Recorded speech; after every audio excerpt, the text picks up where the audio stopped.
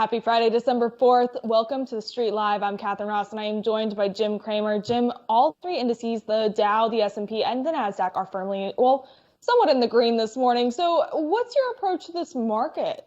Well, what's interesting is that the stocks that are not participating are the ones that do well when you're hunkered down. And yet you have to believe it's a little counterintuitive. Given the numbers that are at the top of the front page of the New York Times, people should be hunkering down. But this market represents a market that is on steroids because it's saying that there's going to be a stimulus package, that the president is with it, that Pelosi's with it, Mnuchin's with it.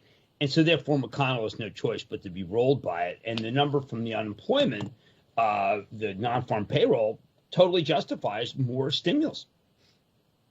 Let's talk about the non-farm payroll number, which came in at 245,000 jobs last month added to the economy, which is short of the expectations of 440,000. Jim, you told me that Larry Kudlow is an optimist, but is he being too optimistic? I agree with him that the unemployment rate ticking down to 6.7% is a good thing, but that doesn't offset the 10 million or so jobs that we've lost so far during this pandemic. I don't really understand how they get those estimates. I thought the economy would add no jobs since they're really crushing retail. And the government's not hiring at all. But I look at it like this. I'm going to talk about this about Larry. There's a debate in my Twitter feed about whether it was obnoxious that I thanked Larry and that I was grateful for his service. And, you know, we live in a not great society, frankly, where someone who's your friend, who you work with for 4 years, goes to work for a president that you may or may not like, does his best, has a heart attack, comes right back to work because the president demands it, has an optimistic bent, which is, frankly, during a period before the pandemic was pretty right. And I live in a world of decorum. Now, the decorum periodically is pierced by anger, and sometimes it's pierced by my own, unartful phrases. But you know what? I look at what people say about people on Twitter, and I just think they should be ashamed. I mean, I always try to think about what my late mother, my late father would say if they watched me. And the moment that broadcast was over, if I didn't thank Larry, my father would call me and say, do you know that he had a heart attack and he worked the next day? Do you know how hard he worked? Don't you have any decency about the man? How could you not have thanked him? And my mother would have said, you worked with him for 4 years and you act as if you don't even know him? I mean, why don't you just say he was a gentleman the whole time? And so I live in a different world. I live in an old-fashioned world. And, you know, I had a problem with Speaker Pelosi. I was trying to imitate the way President Trump spoke to her. Obviously, I like her very much. I regard her as a friend. Her grandson was a roommate to my son at Georgetown. I certainly meant no disrespect. I was horrified that people thought I meant disrespect because that's just not how I am. I save that for crooks and I save that for people who are dishonest. But, you know, I'm just not that kind of guy. I'm not going to just take someone's head off. I didn't agree with Larry on a lot of different things, but I show respect. And I think that the notion of respect is lost. It's been lost maybe because of the president, hate him or like him. He's not that respectful, frankly, to people. He calls them names, makes them up. You could say, well, I make names up on Twitter. But you know what, Catherine? If you attack me, I can block you, and I did already about 25 today, or I'm going to expose you. But I'm not going to show you respect. But I will show respect to people who've given 4 long years of their lives to a man who's impossible to work for, as I know, because I was a judge in The Apprentice for years. And Larry Kudlow deserves that respect. What you just said was very respectful, Jim, in general. Looking at economic data, though. Hey, I mean, look, my dad passed away when he was 92. And he met Larry many, many times. And he loved Larry. And what did Larry always say the moment he saw my dad? He said, you know, Mr. Cramer, I want to thank you for your service. My father was in a very bad series of battles as a sergeant where he lost a lot of men. And is not something he liked to talk about because he lost a lot of men.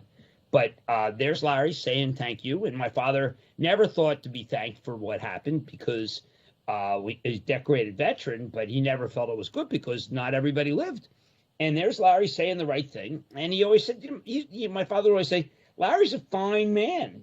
And now there are people who say, Jim, he was an optimist. He got this wrong. He got that wrong. it was a novel virus. He did get it wrong, okay? But there are things that transcend. And when someone it has done a good, has done as good a job as he can and has worked very hard for the government, I think you show respect. And those who don't show respect, I'm gunning for you. I am. I'm just gunning for you.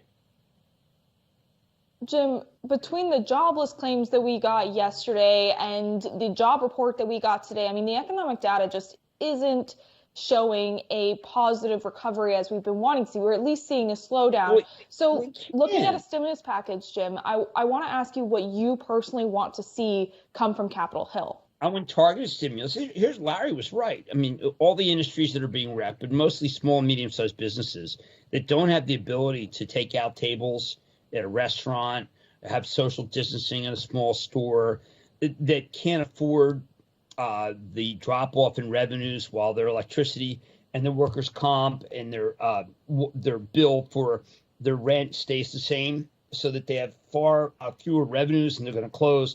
And when these companies all go under while we wait for the vaccine, if we get the vaccine, it's going to be much more difficult to start the economy up again. And the small, medium-sized businesses create the jobs. The large companies bring in the snowflakes of the world and the sales forces, and then they don't need as many people. So these numbers didn't surprise me.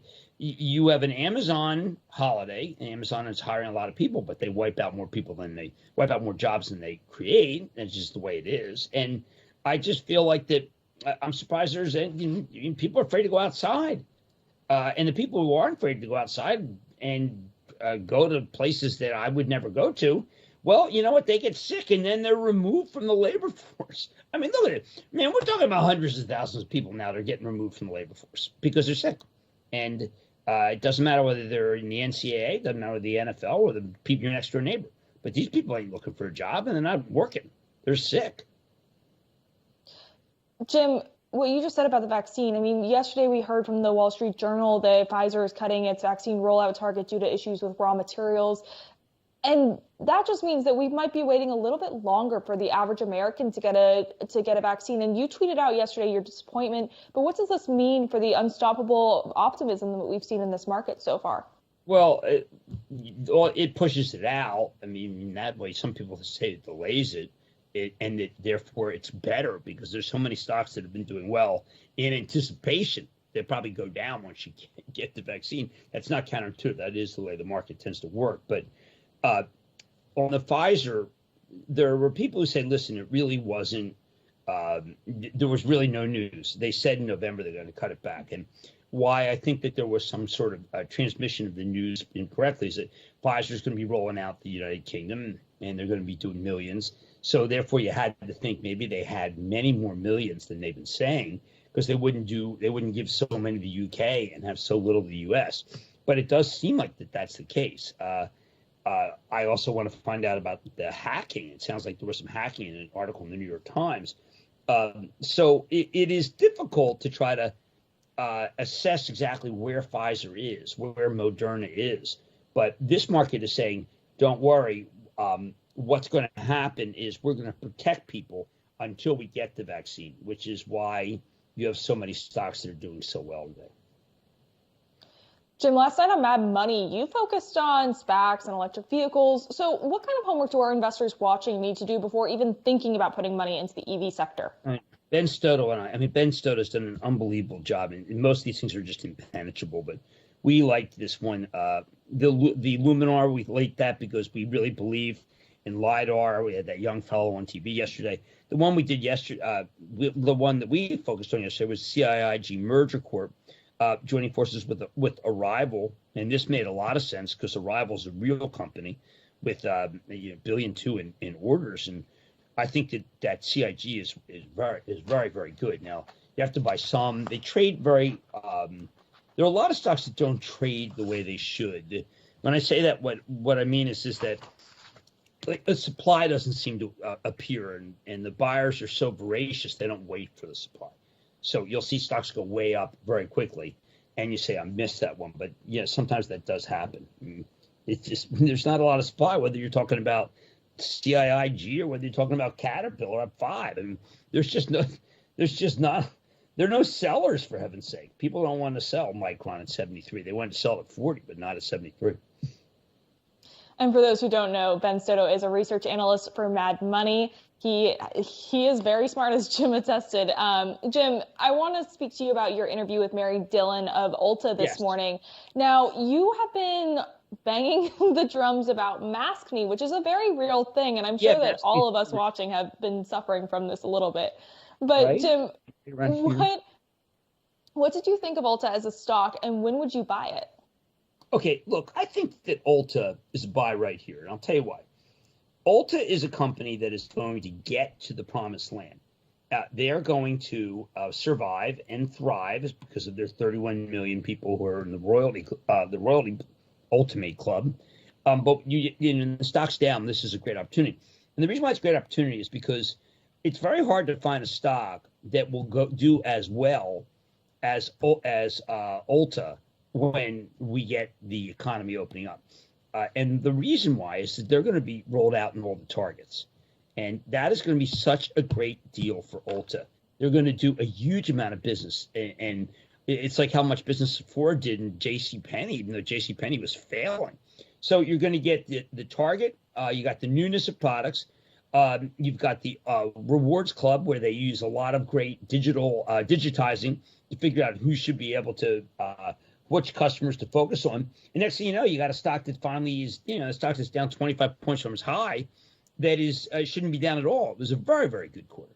So you got to buy ULTA here ahead of target.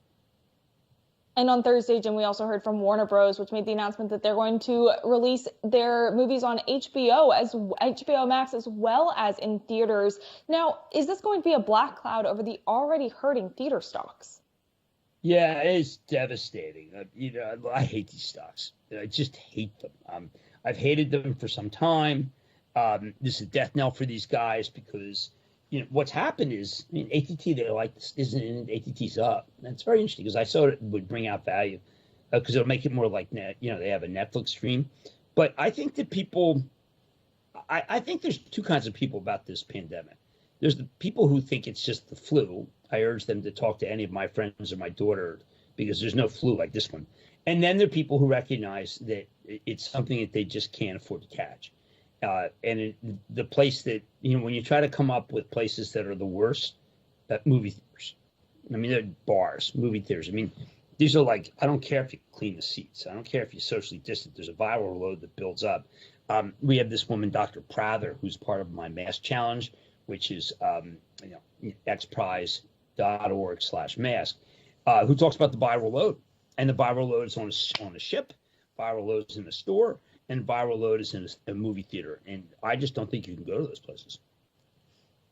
All right. And with that, it has been a great week. Thank you so much for joining, Jim. We are now heading over to our Action Alerts Plus members only show, where you're going to want to join us because next week we've got some interesting investor days that we're going to be discussing from major stocks such as Salesforce and Starbucks. And with that, I'm Catherine Ross. We'll see you next week.